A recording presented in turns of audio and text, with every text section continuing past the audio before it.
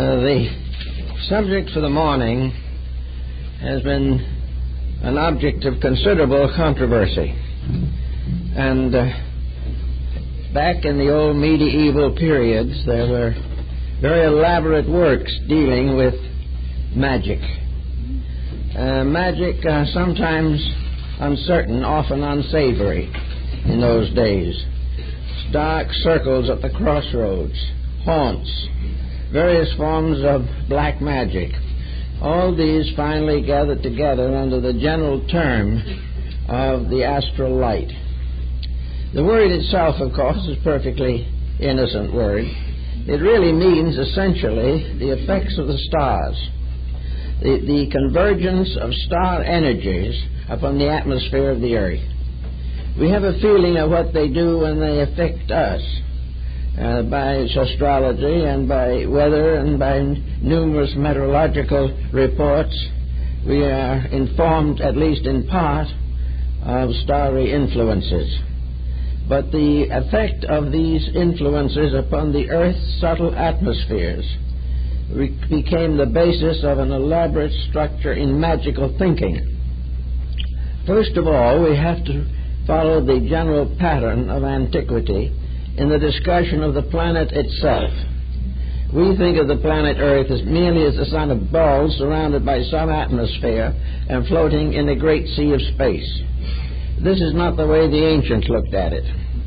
They considered the planet to be based upon the same general pattern as the human being himself. Man has a physical body and he has invisible principles operating through it. To the ancients, the earth had invisible principles. The earth was not merely a lump.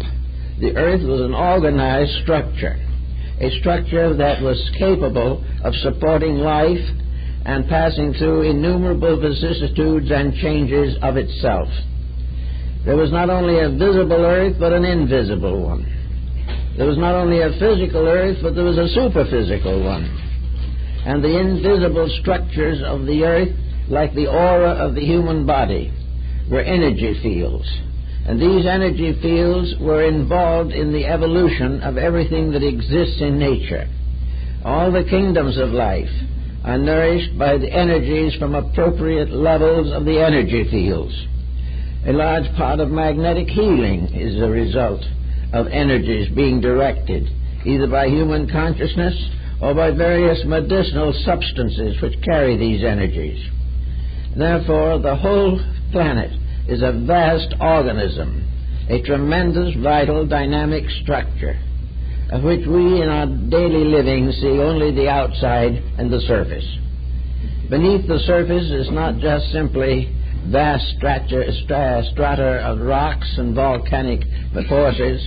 The invisible part of the earth is a tremendous being, for as the ancients put it, the earth is alive. The earth is a living thing. It is not simply a body or an object. Everything that exists in some way or other is alive. There is no death in space, but constant transformation.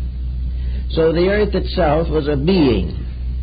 And in the mythology of the ancients, they had appropriate deities to symbolize not only the earth, but all of the separate parts of the earth's structure. The earth has its own mind, its own emotions, its own vitality. It not only is able to support life, but it is able to direct life. It not only brings us all the different forms of energy and life which we know in daily living, but it is behind this a conscious, rational power.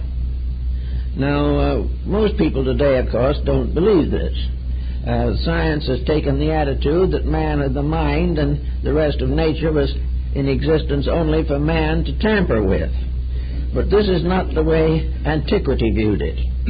The ancients were convinced that there was a tremendous vital power behind the physical form. Researches on the magnetic field of the human being have justified the realization that man also is both visible and invisible. The invisible part of man is sidereal. It is an energy field. It has its own memory. It has its own records. It has its own morality and ethics. And when a human being with his mind transgresses the ethics of the magnetic field, he gets sick. Because everything in nature is constantly laboring towards an equilibrium which will keep things as nearly in order as possible. So we look at the earth now as a kind of world with many levels. The Egyptians did the same thing. In the old tombs there are still old diagrams showing the levels of the planet and of the solar system and of all the invisible beings that dwell therein. The Tibetans and Buddhists had the 7 heavens, and so did the Christians in the Apocalypse. All of these mysteries are now counted as merely aberrations. Well, some of them probably are aberrations, but what is an aberration? What is it that causes the individual to create fantasy? What is it that causes him to emotionalize every fact of his living? There has to be an emotional energy or he cannot do it. There has to be a mental energy or he cannot think. There has to be a vital energy or the body could not be repaired in case of sickness, and the growth of the child would be impossible. So everywhere there is life behind the scenes. Now, as soon as man began to recognize the possibility of life behind the scenes, he wanted to look at it, to find out about it, to do something with it. He was not content simply to live in a mystery. So he went to work, but unfortunately he was not well equipped for the job. The energies which he was seeking to understand were also in himself, but he had never done anything with them in himself. He had never attempted to organize his own life and bring it in harmony with the universal purpose. He was determined to take this universal purpose and force it into harmony with his own purposes. So there was a conflict here, and out of this conflict, magic was one of the byproducts.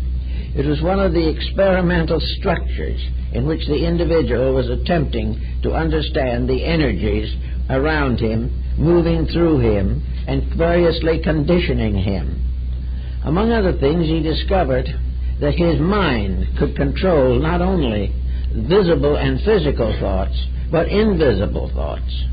The mind of the individual could create thoughts. And where are thoughts? What are they? How are they born? Do they live? How do they die? Here is something that we pass over. We don't even try to explain these things. We say we had an idea one morning. Where did it come from? Was it any good? How do we know that it came from us? Did we borrow it from somebody else? And is this idea useful or useless? Is it constructive or perverse? Is it helping something or hurting something? These problems we have no way of estimating except through the old esoteric doctrines that have descended to us from minds such as Paracelsus and Pythagoras. The ancients definitely believed that the individual had a field of energy around him which could and did affect his life, that he also could poison this field with his own thinking, that he could destroy himself, and that phenomena such as drug addiction and alcoholism are aspects of the perversion of energies, that they are the sickening of the field of the imagination that surrounds the body. So we have a problem that goes back to the dawn of time as to what is imagination, how does it work, and is there a solid structure there, and how can we direct it, or how does it direct us? All this was part of ceremonial magic, became involved in the Kabbalah, and has more lately taken its place in metaphysical psychology. All of these elements, therefore, must be brought down to some level where we can use them, where we can find out what they're doing to us or what we are doing to them. At the present moment, the astral light is largely the product of what we have done to it. This field is a kind of field of the ghost world.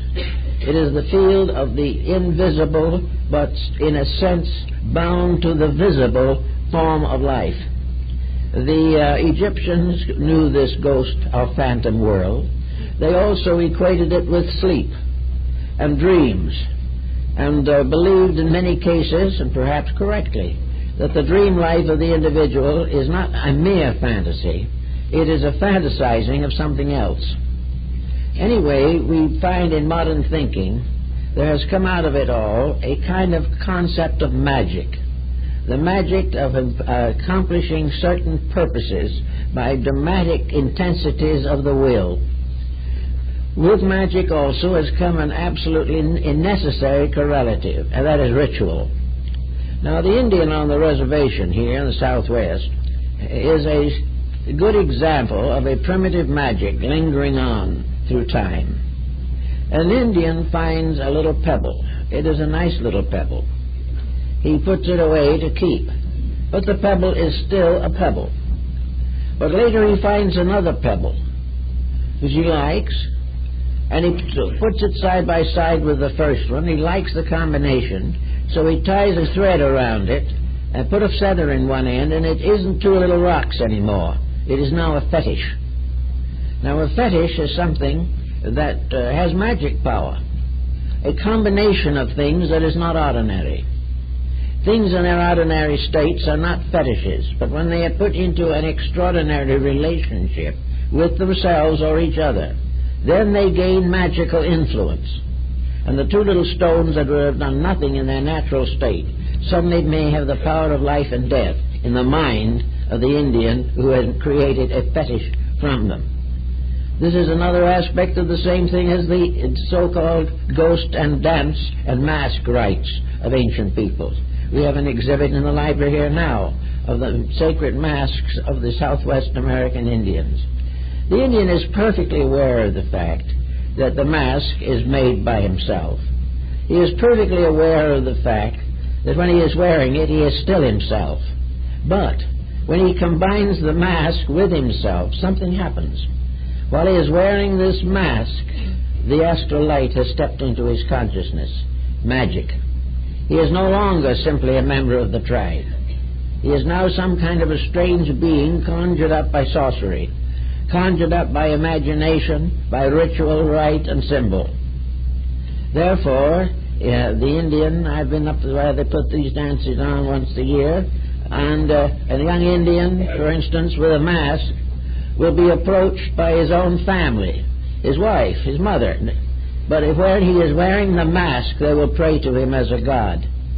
The moment he takes it off, he's back on earth. But in the midst of ritual, of magic, of transformation, something happens.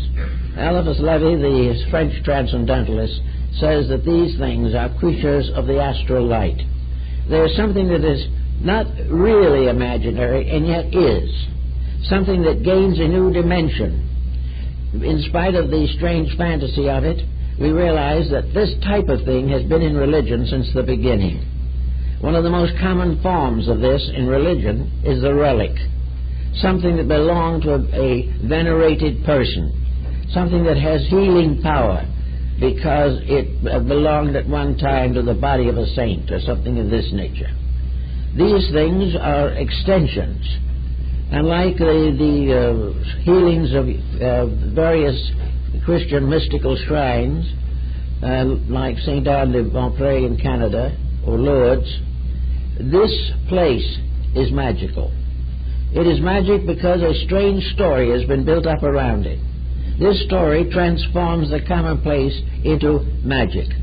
Magic of ritual, magic of sacred accounts, legends, lore, and all these things suddenly transform objects of common usage into things extremely uncommon, things possessing strange and secret powers. Now, where do these powers come from? In the sense they must come from believing. If you did not believe in them, they would not exist. But what is it in the person that by believing can change his entire life? What is it that when an individual, for instance, is converted to a religion, that this conversion, in words, the laying on of hands, or some symbolical ritual, suddenly transforms him? He has ceased to be a sinner and is becoming a saint. Some strange healing takes place from a source difficult to analyze. All these different mysteries seem to belong to an invisible realm that is very close to us, and which under certain conditions becomes available to us. a realm which perhaps we contact in sleep, in dreams, in nightmares, in trance, and under psychic pressures, as through a medium or something of this nature. There is some mysterious contact which suddenly changes the commonplace, that makes us believe things that in our more sober moments we would not believe. But whether they are sober moments or not, when they happen, even the skeptic is profoundly influenced. There is something around us that the ancients knew that changed things. And this probably came originally from the belief that the spirits of the ancestors remained close, and that the old tribal chief who had passed on still guarded his tribe. He also got unhappy if the tribe broke the rules. If they did something they shouldn't do, the old spirit haunts them, and they have to placate it by making offerings, prayers, ceremonies, and doing various things to counteract the disfavor that has arisen between themselves and their patron deities. So all the great pantheon of deities propitiated by rites and ceremonies and rituals this is all very hard to explain, but beyond it all, and in spite of our uncertainties, it works. Something happens. And it is this something that happens that has been the subject of most ceremonial magic. That the commonplace under uncommon circumstances gains a new dimension of power, and that this power is available, that this power does operate, and that this power can profoundly influence the individual. Now there comes another point in this, that to determine the degree of the power and to determine the way or means of the influence. To begin with, the influence rises from believing. Believing is something which leaves a person open to the unfamiliar and also makes possible the miracle. Without believing, the miracle is virtually impossible.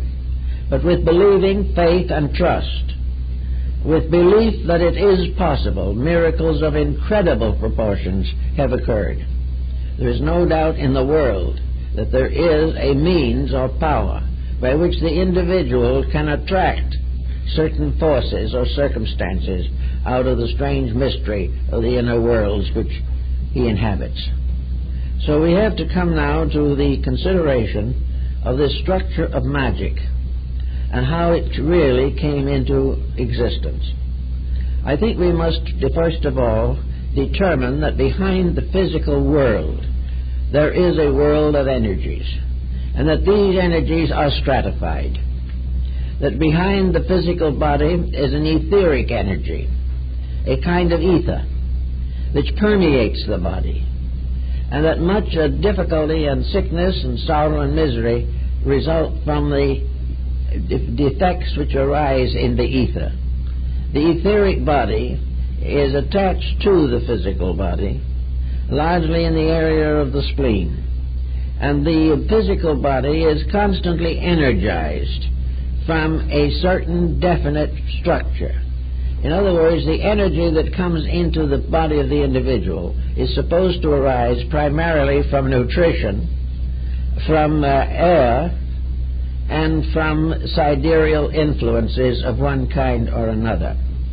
Influences can also be communicated from one person to another, and an individual highly venerated has a much stronger effect upon others than one who is not so venerated. So all around us, believing is releasing, changing, moving energies. It is conditioning them for good or for bad. It is conditioning the bad conscience to face the probabilities of punishment. It is conditioning the dedicated mystic to the realization that sometime he will have all the answers to the questions that he asks. Everywhere a kind of mystical sympathy exists between things. And this mystical energy also relates to deity, for the most extreme and abstract of all problems is God. And God is the source of all life, and the universe is the structure through which this life is disseminated. Therefore, somewhere, whether we see it or not, is a great arterial system of energies. these energies moving from one level of application to another. One stream of energy feeds the trees and another one feeds the flowers. Everywhere, however, energy is supporting all things that live. Yet the energy apart from something that lives is definitely impossible to define. Energy can only be known by what it does. Energy can only be assumed to be real because without it, many questions could not be answered. So we have an energy field of life. This energy field is part of the health of each person. The energy disseminating through the body moves through all of the circulatory system. Some of this energy is in the tiniest cell or atom. Part of this energy gives us the power to think. Another part gives us the power to walk.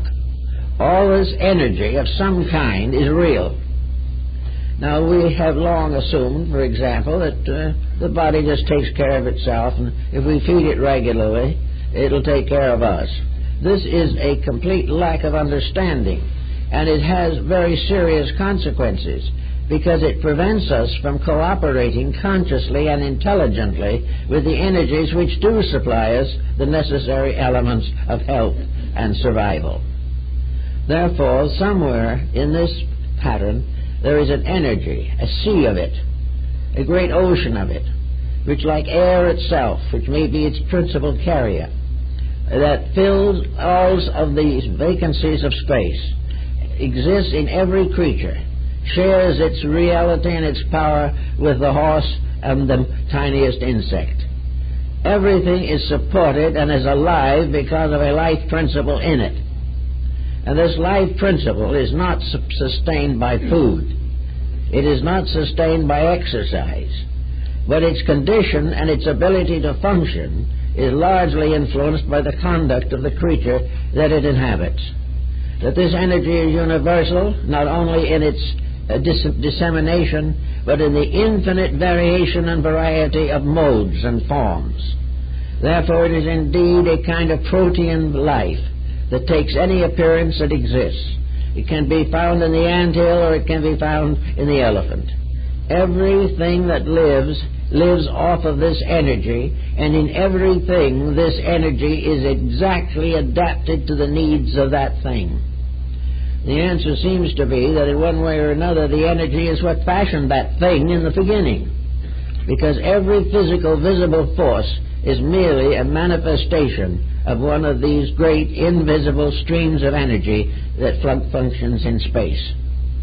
So if we start looking into this, we begin to say how the ancients could have imagined and did imagine that this world that we don't see, the world in which we are constantly pouring things and having them poured back at us out of this strange atmosphere. One of the most common problems, of course, is imagination. Is there anything that a human being can imagine that could not exist? This has been a great question. Is imagination capable of creating life or creating things? Or is it merely a transformer? Is it merely a way in which energy of another type is steered or conditioned into a pattern we have created with our own thinking? I think in fantasy we have this fairly well figured. We find healers, and spiritual healing is distinctly a possibility. We find that magnetic healing is accomplished by opening up the locked areas of distribution of energy through the body. All death in form is the result of obstruction. Energy breaks up obstruction. If energy fails, obstruction takes over. So healing of various kinds of a religious nature certainly does exist. Now, of course, the moment you say that, you place yourself in the problem of magic. If you study this and you realize that you have been to a healer of good reputation and that you have had constructive results, the question now remains is, why and how did you get these results? Did the healer actually give you a kind of healing that was separate from your own consciousness? Was it superior and absolute like a medication, something that is given to you? Or was the healing a stimulation of your own internal resources? It is probably a little of both. It is a little of both because under a belief we are capable of accomplishing a great deal. This is well pointed out in Oriental philosophy in the problem of Zen, where the entire development of the individual arises from the complete conditioning of his own psychic integration. Now, if it is this, if it is the individual who is healing himself, then he is healing himself by releasing energy. He has broken up an obstruction. Now, if we go up to another level of energy, we can take mental energy. An individual who has a new idea or learns something will have the power to break up the obstruction of a previous error.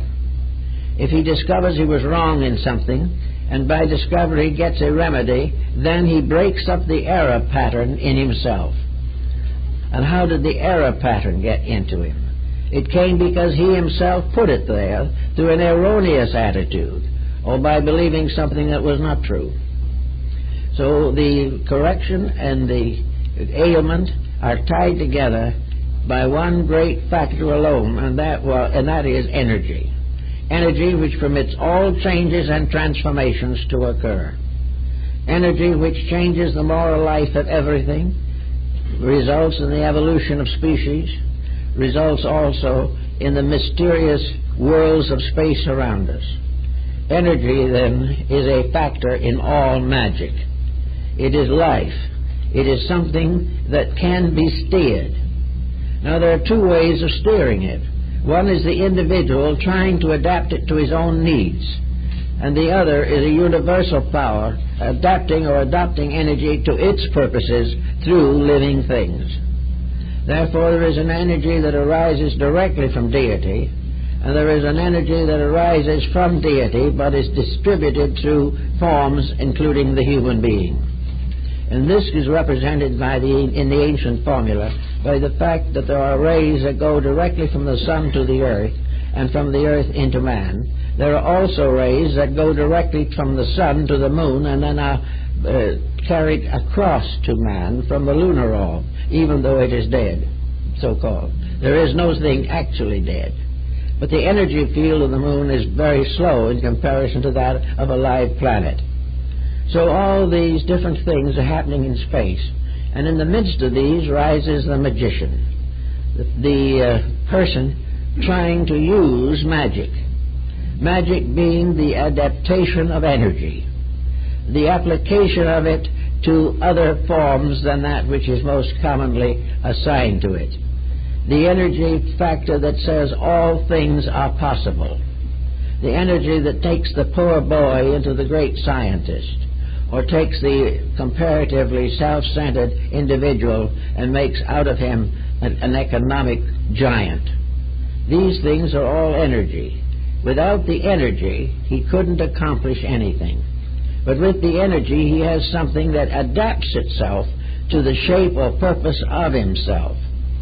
But there are laws governing this energy, and the individual does not normally know what these laws are. Therefore, he assumes that energy can be used as he pleases. And if he discovers new ways to use it, he is that more fortunate. Actually, however, energy is conditioned, limited, restricted, and specialized just as every other element in nature.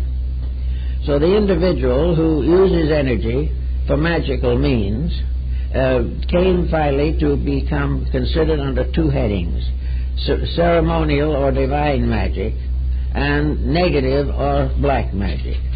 White magic was the use of all energies for the good of all that lives. Therefore, white magic is the unselfish application of energies. Black magic is selfishness. Black magic is the use of understanding, wisdom, knowledge of secret matters, by means of which an individual can impose a tyranny upon someone else. So the use of energy has its own price, its own expense. its own bill that will be definitely brought to bear on the subject. In the problem of energy, then, now we'll go into a kind of an Egyptian phase of this, and we see the individual in a world of shadow forms. We have a term here of symbol, and there is an ancient art of symbolism. Now, a symbol is a picture of a motive or an idea or a meaning. It is putting a mysterious truth into the form of a picture. And this is also the same thing that happens in the case of the astral light. All action, all attitude, all feeling can be considered as pictorial. Everything that exists has a shape of some kind. Some of these shapes we can see around us in daily life. Some of these shapes impose themselves upon us in sleep as dreams and nightmares. Some of these shapes never appear to the physical world at all. Others are particularly limited to the abilities of psychics. But in every instance, every single thought or emotion has a picture, has a likeness of itself, a mathematical pattern, a geometrical balanced design which stands for it. All the symmetrical patterns are related to good or constructive things, asymmetrical to evil. All things that are good are beautiful. All things that are bad are ultimately hideous. We therefore always represent evil beings as monsters of one kind or another. And we are a little closer than we realize to the symbolism, because all evil is monstrous. All things which are destructive look destructive if the psychic or the clairvoyant has the capability of seeing them. Therefore, in the Egyptian philosophy, the world of the afterlife is filled with symbols. Symbols that have been brought into existence here. Symbols that represent conduct, codes of action, ways of doing things. And in the human being at the time of death, there is a particular level of being which contains or epitomizes these emblems, so that the ghost of the individual going into this other dimension takes on the appearance of its true nature rather than the appearance of the person and how they looked in this world. Consequently, the evil person slowly becomes symbolical of an evil arrangement of things. An evil picture, an evil monstrosity appears, which has no real existence as a monster, but is simply a true picture of the behavior of a living person now deceased. This living person, therefore, now deceased, remains either approximately human, going on until the re-embodiment, or it goes through a process of renovation, to the Egyptians at least. They believed that this ghost-like thing represented a level of the being, a kind of shadow, a symbol, an emblem. And in the afterlife, the individual remains for a time identified with this. Finally, the true person departs from the emblem, having overcome it through experience and through greater understanding, and ascends, and the ghost monster slowly disintegrates and into a kind of inferno in which there is no longer any life in it. The Egyptians and Greeks, however, believe that occasionally these ghosts were taken on by entities that are not human or might have been at some time, and therefore become obsessing or possessing spirits.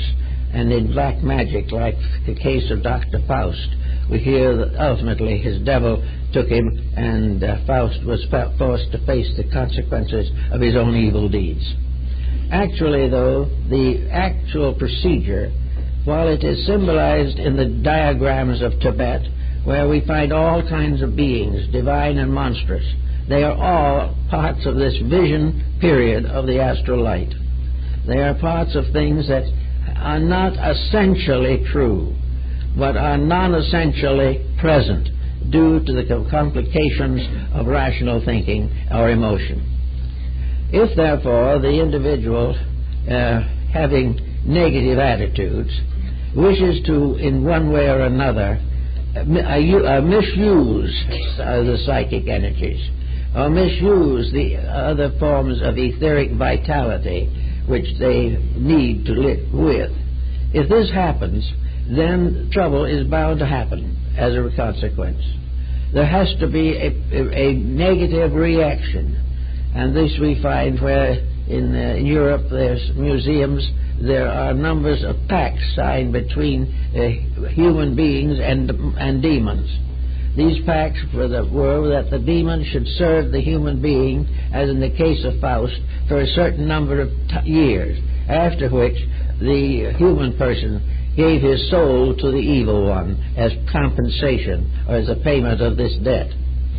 This type of thinking, of course, is not exactly possible of rationalization, but it does indicate that the individual believes that if he gains through evil some profit, some security or success, he is ultimately going to pay for it. That the evil which he uses for his own benefit will sometime turn on him and punish him. So all of these mysterious energy levels have a high ethical standing. They permit no misuse of any natural force or combination or pattern of forces without consequential punishment. So we have all this to think about, and then we come right on down to a little bit into our modern way of life and see what we can think through on this particular level. Being surrounded by energies that we need to live, we now begin to realize, simply in eugenics and hygienics, that these energies must be conserved and that our various attitudes in life must be correct, or in some way or another we are going to get into trouble. We're in trouble one way at the present time, particularly in the narcotics problem. As far as the scientist and the social worker is concerned, the narcotic addict is simply an individual with a weak disposition who has formed a destructive habit which will ultimately destroy him. This is, however, not exactly the whole story. In the old days, it would have been taken for granted that this type of thing is one way of selling the soul to evil. In other words, the individual who in weakness or in indifference destroys or damages his own body creates an attraction and the very habit-forming quality which he has become addicted to, cocaine or something of this nature, while he is still alive. A kind of vampire, a kind of incubus representing deceased drug addicts. They damage the etheric atmosphere and move in on the individual with a possessing power. And no doubt that many of the reasons that drug addiction is so difficult to break is that the individual is fighting not only his own weakness, but an obsession which has taken over part of his internal life. He has to break away not for himself, but for something that has moved in upon him like an obsessing monster. And this monster is probably a deceased person still desperately desirous of having the narcotic or drug. All of this seems fantastic. It seems as though it might be sheer imagination. But whatever it is, the fact remains we're in trouble. The fact also remains that we are in trouble from only one cause, and that is the misuse of the vital resources that we possess. We are in trouble because we believe things that are not true.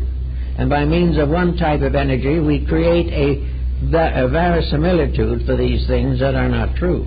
In other words, energy can be wasted on a delusion. Energy can be wasted when we believe something that is not right. It can be moved to its own destruction when we attempt the impossible. And it is also undoubtedly true that it will give us trouble the moment our ambitions impel us to acts which are dishonest or dishonorable or selfish. Energy is moral. We have to recognize that this problem is one of ethics, that every misuse of energy is punished by that energy itself. The energy which is disappointed or abused is like a physical body that has been damaged by excess. the body finally turns and punishes the person who has abused it. Energies do the same thing. Emotional energies, feelings, will turn upon the individual who abuses them. The energy of emotion is part of the astral light. It is part of this mysterious invisible which performs visible functions. Therefore, hate is certainly a misuse of energy. All the different excesses, every unbeautiful or ignoble use of energy, any abuse of energy, is not punished by the body but through the body. It is punished because the abuse has damaged the balance of equilibrium. This abuse has damaged the flow of life force through the vital organs of the body. The body is damaged, but the thing that damages it is not the actual drug, although it's bad enough. The thing that's damaged it is the habit, the idea of dependency, or the belief that some false action is going to be rewarded with happiness or pleasure. This is a world today of ulterior motives. Everyone is trying to get what he wants. Everyone believes that his own desires are of first importance, and he is perfectly willing to sacrifice other people for the attainment of his own purposes. This is an abuse of energy. This is a misuse of the mysterious field of life in which we exist.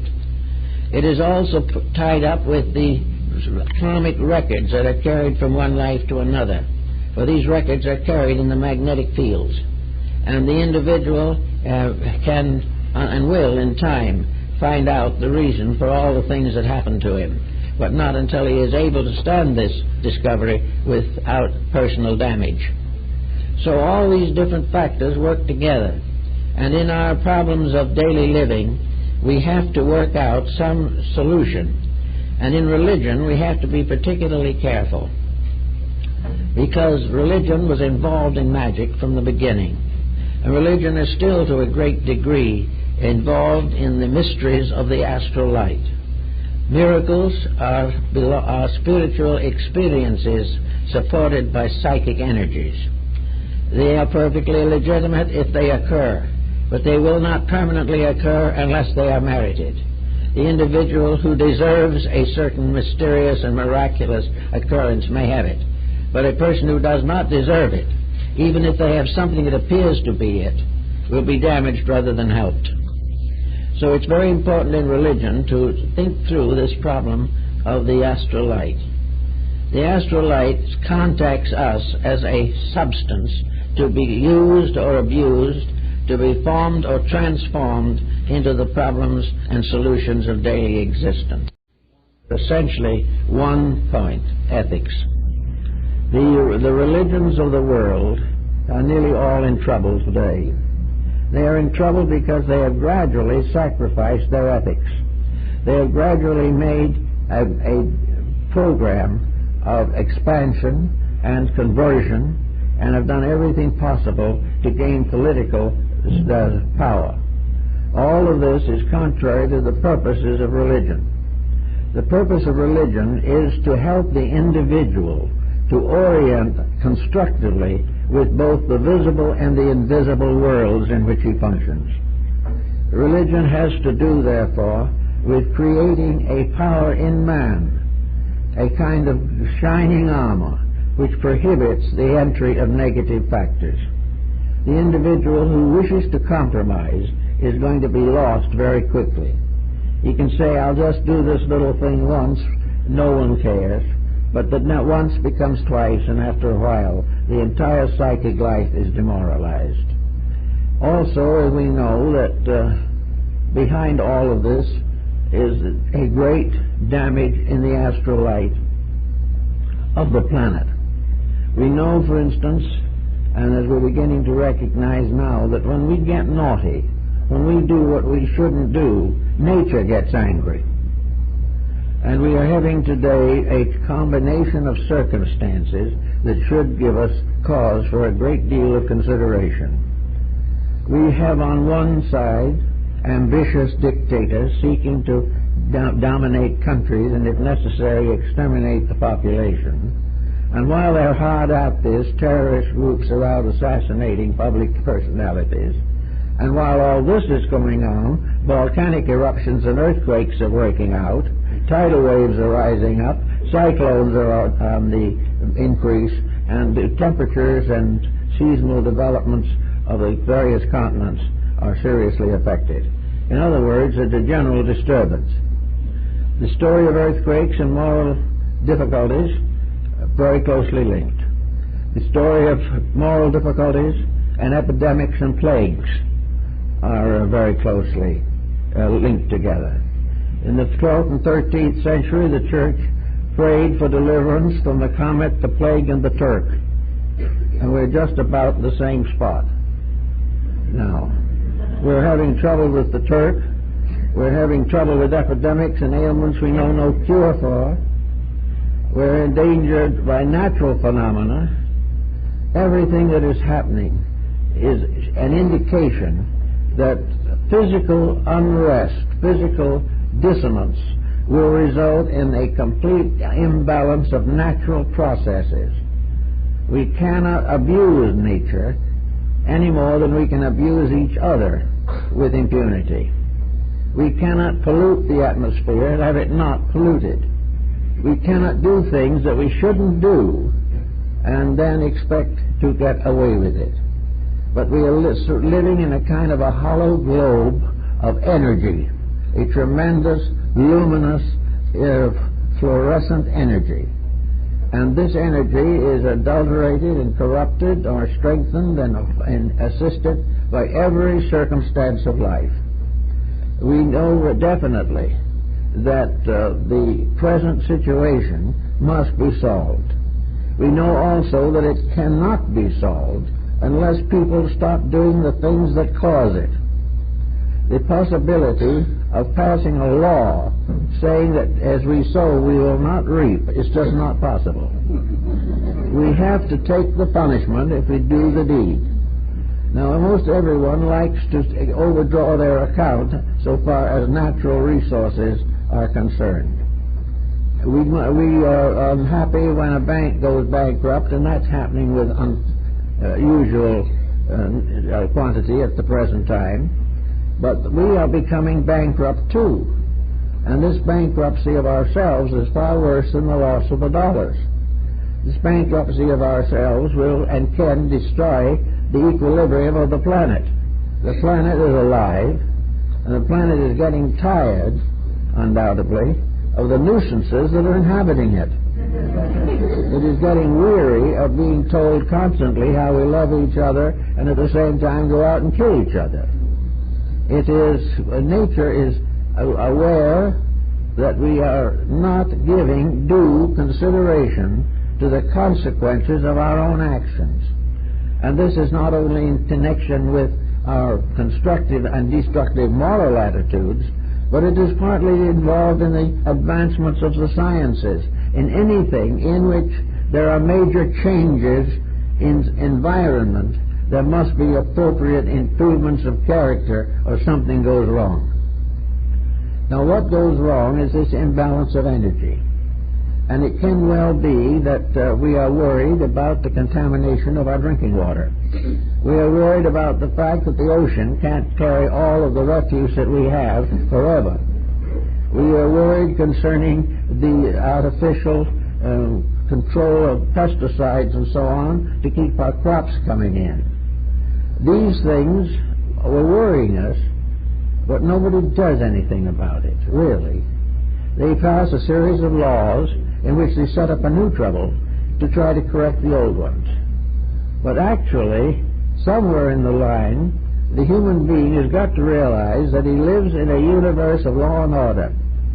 He lives in a world in which common sense exists in the atmosphere, even if it doesn't exist within man. When we find that we cannot do something, then we have to begin to think of making the changes in ourselves that are necessary so that we can survive. If we can't afford something, we cannot afford it, that's all. if we cannot continue some expansion program that is going to ultimately denude the earth and destroy its subfields, we will stop doing it. There is no other way. And there is nothing that can possibly prevent the great computerizing of life. The invisible world around us is the most perfect computer that we will ever know, because it can truly measure the fall of one sparrow. It can detect the mistakes and bring out the inevitable consequences. In almost every case, mistake is suffering. And if it isn't suffering immediately, it will ultimately be suffering. And somewhere along the line, we have to realize that health is the result of not causing suffering. That health means that we have to bear witness to this universe of energies, which is perfectly balanced, in which everything necessary for existence is available, but cannot necessarily be sold on a basis of so much per share.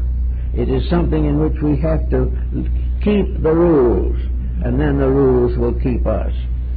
In our own personal life, we get a whole group of psychic fantasies today that are close to the borderline of the past. We don't want to be considered superstitious like our remote ancestors. We don't want to consider our modern civilization as depending upon witch doctors for survival.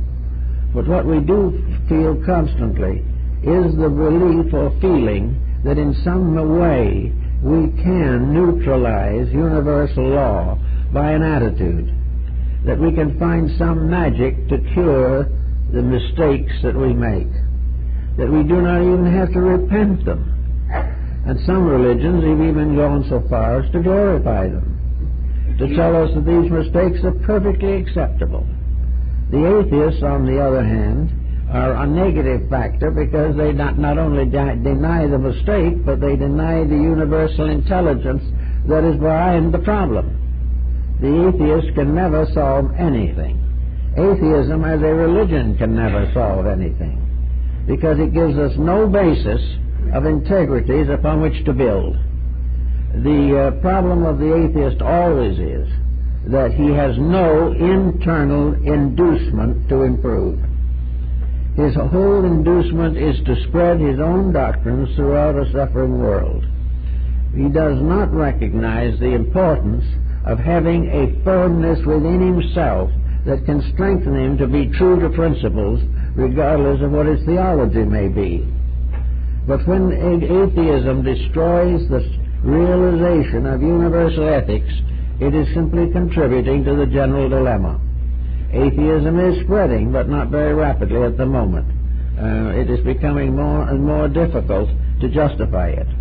But not only do we have atheism with its negative attitude, but we have other people who believe firmly that we are here to do exactly as we please, enjoy anything we can get our hands on, and cheat our neighbor with impunity. We are living by a profit system in a universe in which there's only one profit, and that is virtue. We are living in a universe that is tied into a concept of universal cooperation. The function of these fields of energy can only be maintained by the cooperation of each of these different forms of energy and the beings and creatures through which they function. We know definitely that if we want to benefit from the tremendous reservoir of psychic strength that lies out there, that we have to deserve it, we have to earn it, and we have to use it wisely. Every perversion of energy will end in tragedy. And the most common tragedy, of course, is health, and the next most common tragedy is worldly goods. So we have to be prepared for this type of situation if we continue as we do now. Now, we have these ancient pictures. I know many of the great artists of the Middle Ages, the Renaissance masters, of demons of all kinds, St. Anthony being tempted, the evil one peeking over the shoulder of the would-be saint. All of these things, the evil one in this case represents the ruler over the power of this and world of deceit. And this is the negative psychic life of the individual himself.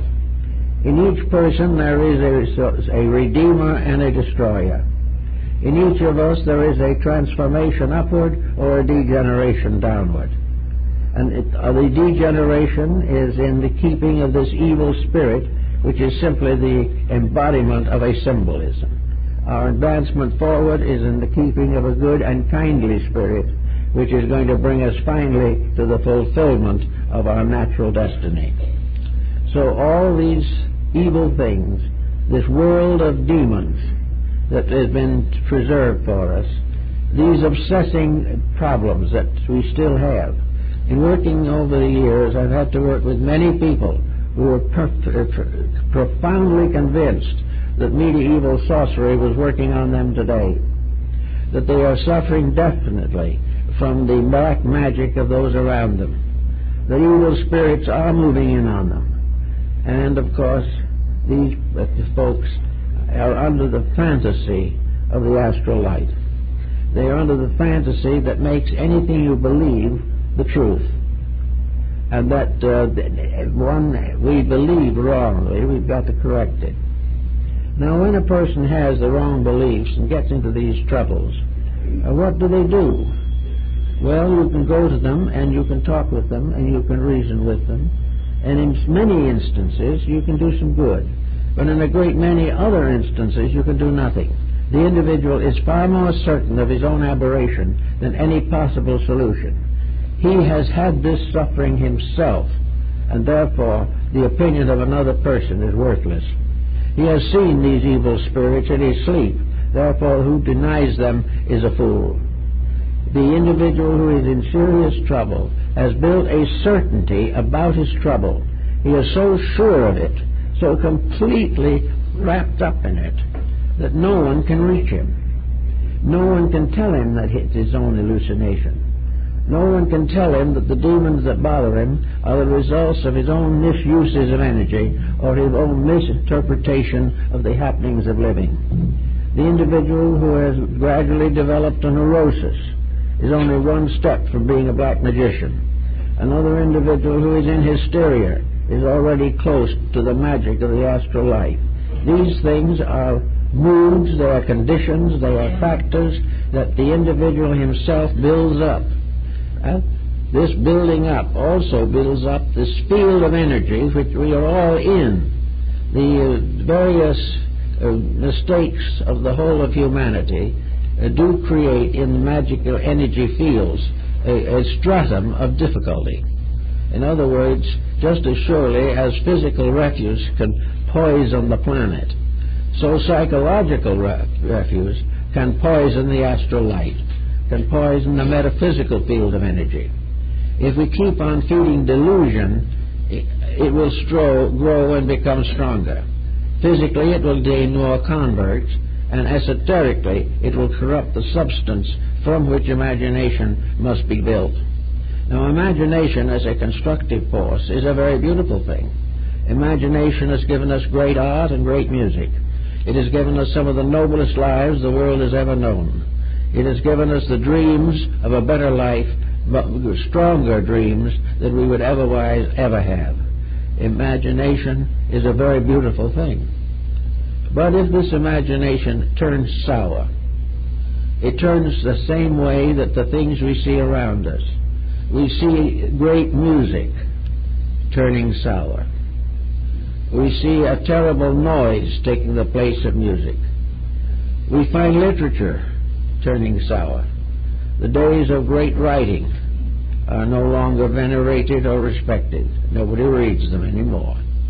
In a very short time, motion pictures and television have gotten into very serious moral difficulties, simply because they did not have the courage to stick to principles. Everywhere we turn, decadence is the prevailing circumstance.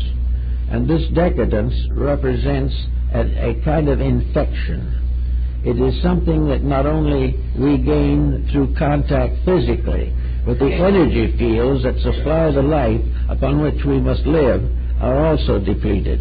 The energy fields not giving us the proper supply of constructive energy, we begin to be sick, we get tired, we get worried, We find more and more justification in fear.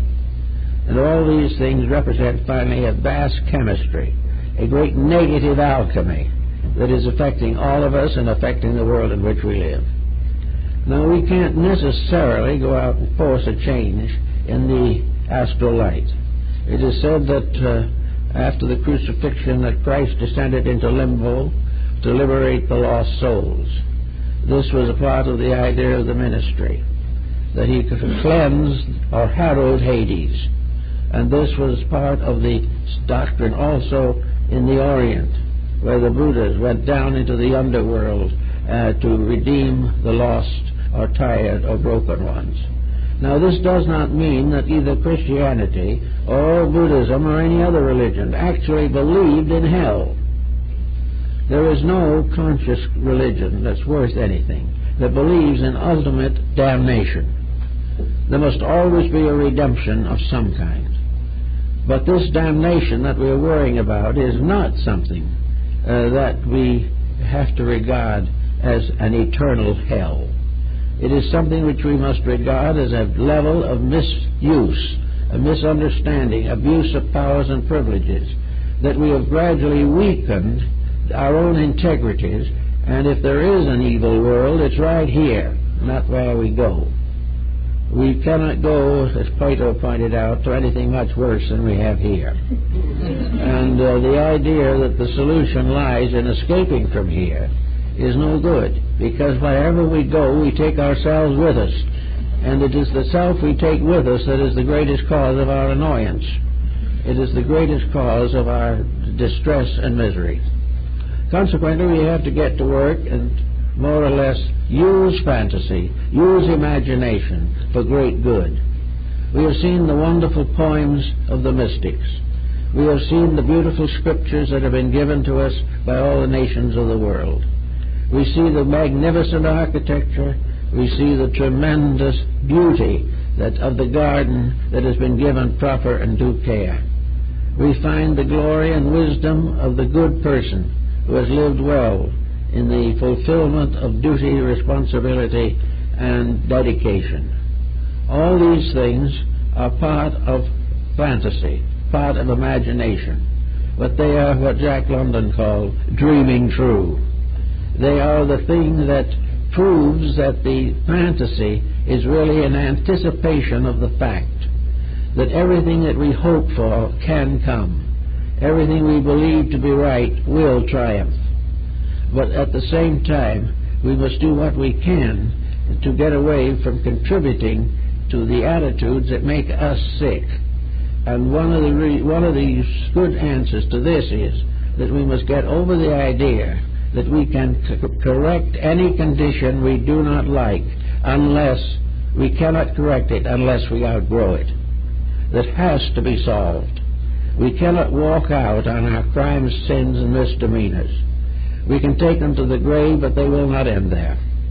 We must definitely take hold of the great concept of the ethical universe, which energies for every particular purpose. Not long ago, I read a little article about Zen and Buddhism, and in it was something I'm going to do something with some of these days if I last that long, and that is the fact that snow was crying when it melted.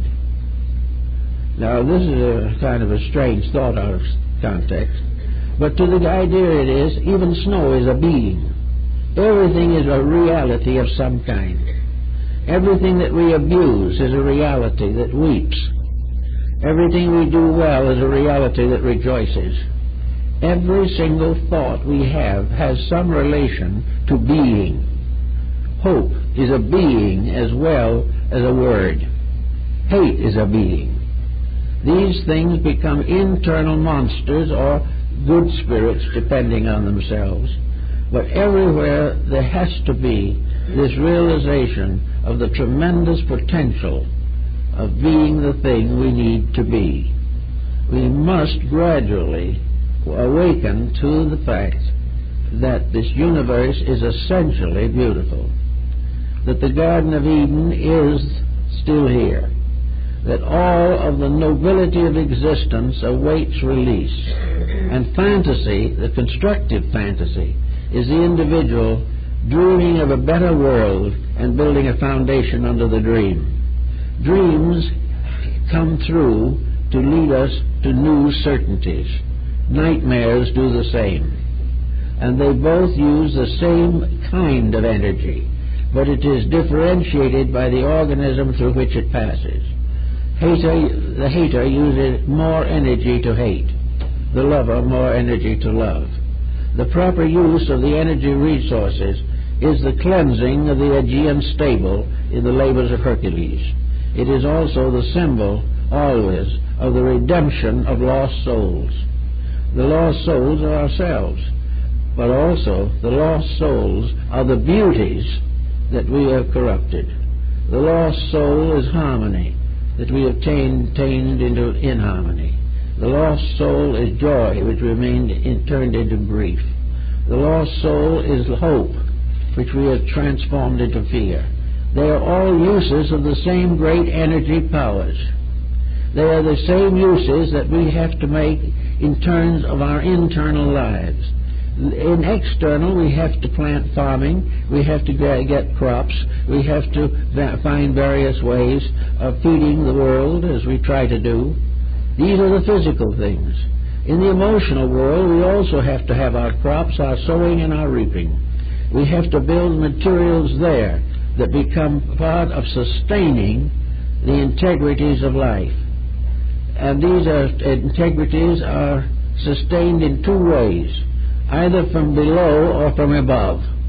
As they are sustained from below when we create beauty and do lovely things and make wonderful poems and write great books.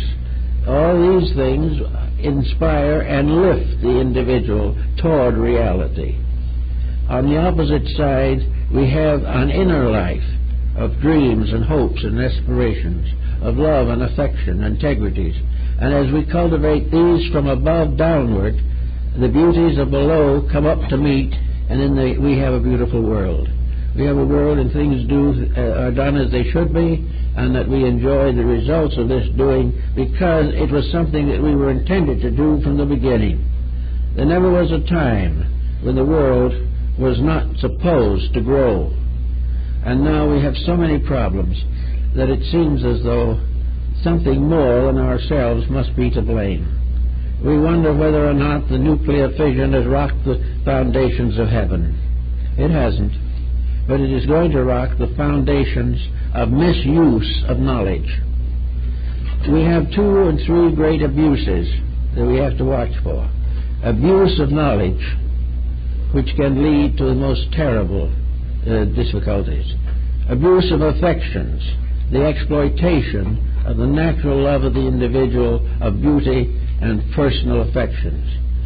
The cleansing of the personal affectionate relationships of human beings is absolutely essential to the final ending of war.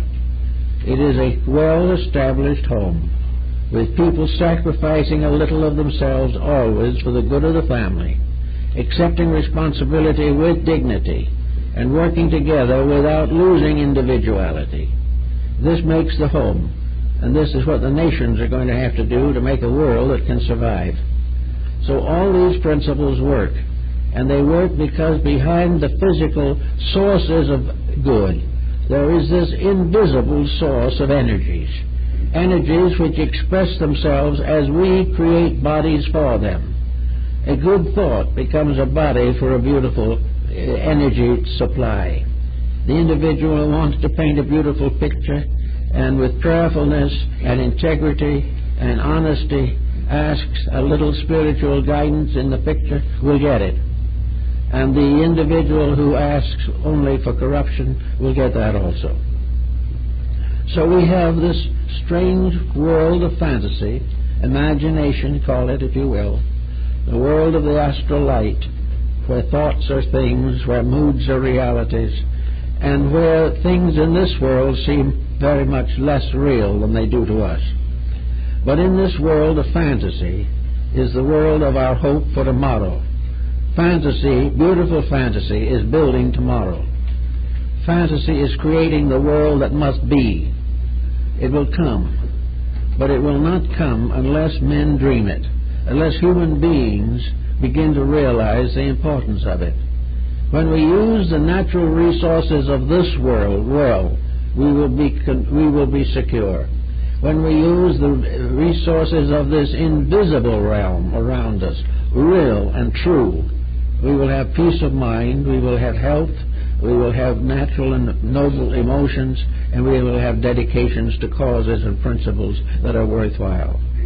The universe has everything in it, good, bad, and indifferent, so-called. The bad, however, is not a principle. The bad is a misuse. It is the result of constant compromising. It is the result of selfishness, ignorance, and fear. And these things can only be cured by the love of God, the strength of the mind, and the dedication of the life. These things together will solve most of these problems. They're not insolvable. They're simply things we pay no attention to. We just keep on going along, hoping the unpleasant things will go away. They will never go away unless we send them away, and the only way we can send them away is by transforming them. They will not leave us, but we can create a new body for them, by means of which problems become donations to our security and our future. Every problem that we have is a blessing in disguise. Every sorrow that comes to us is a great opportunity for the experience of divine peace and joy. All these things are things we have to change. And if we were just physical people with minds and things like this, we'd never change them. But because of this strange world of mysterious causes behind us, this infiniteness of ourselves, so that we are not really just little people wandering around in our own little homes and streets and cities, but we are symbols, we are points of energy in the world. And behind each one of us is an inconceivable totality, a reservoir of infinite strength, infinite beauty, infinite reality. If we turn it on, we will have it. If we turn it on honestly, the shadows will disappear. For there is not enough darkness in all the world to put out the light of a single candle. Everything can be the way it should be. Everything can be beautiful. Everything can be fulfilled. Because the fulfillment, the energy is there. Heaven is not somewhere off in space. Heaven is in the upper realms of ourselves and our world. Heaven is where we make the right decisions and are glad. And having made these decisions, we cooperate with the earth to preserve it and to help it to serve us as wisely as it should. The astral light, then, is not just a place where you turn on a ritual, make a circle somewhere on a crossroad, and invoke demons, and try to protect yourself by putting yourself in a circle so the demon cannot get to you, but it can get to someone else. All of this is superstition belonging to the past. Anyone who favors it can favor it and will have a reality from it, a fantasy that is not true, a fantasy which can curse and endanger the soul for many, many years, a fantasy that brings sorrow, misery, fear, disillusionment, discouragement. These are the fantasies that come from not dreaming true. Dreams are beautiful. The nightmares give us trouble. And the nightmare, as always, is the cause of something we ate that we shouldn't have eaten. And it is also caused by something we thought we shouldn't have thought, some emotion we should not have endured, or some belief that is doing us no good. So we have to correct these things. But the interesting point is the energy. The nightmare has to have energy. The nightmare can be so real that it is more immediate than anything that happens in daylight. The dream can be so real. In a dream we can travel around the world. In a dream we can go to all the different nations, out into space. We can conquer where the great scientific progresses of man can never go. The dreams are tremendous realities, and yet they are merely the stuff of fantasy. But they are great fantasy. They are the representation of what everything can be. The dream is a reality that hasn't come through yet, if it's a good dream. If it is a nightmare, it is an unreality that we are clinging to. Whichever way it is, we are all dependent upon one great energy. Call it God, call it nature, call it life, call it reality or being, but it is one great energy. And the future of the world and the future of ourselves depends entirely upon the use of this energy. To the ancients who did not know what to call it or how to use it, really, they called it the astral light. It was the light and stars and spirits of space that were hovering over the earth, near it. They were the strange entrances and exits of principles, dreams, hopes, aspirations, inventions.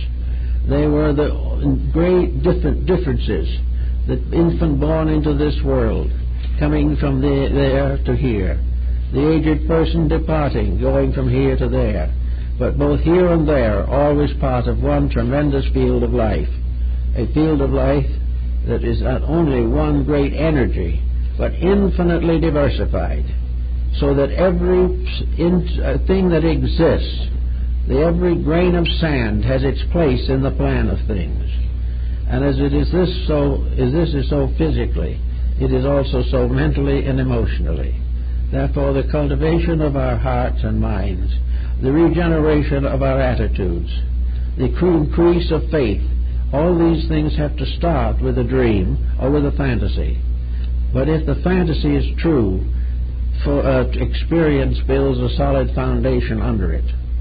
If the fantasy is not true, it will fade away and leave us disillusioned.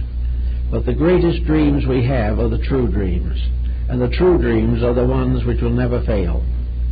So in one way or another, we live in this world of dreams, of drifts, of shadows, but we also have within ourselves the power to use all of the resources of life. Within our own natures have been placed little seeds which can possibly unfold to become worlds. Each human being is a universe in the making. Every human being is an infinite being, forever and forever. But this infinite being is forever growing and unfolding. As it grows, joy and wisdom increase. As it stubbornly clings to its mistakes, it has heartaches. But either heartaches or joys, the end is inevitable. We're going to accomplish what is necessary. And when we do that, the invisible world will become a beautiful blanket to protect us, and a wonderful light and a wonderful artistry, and we will see the whole universe as a magnificent creation of infinite wisdom and infinite love.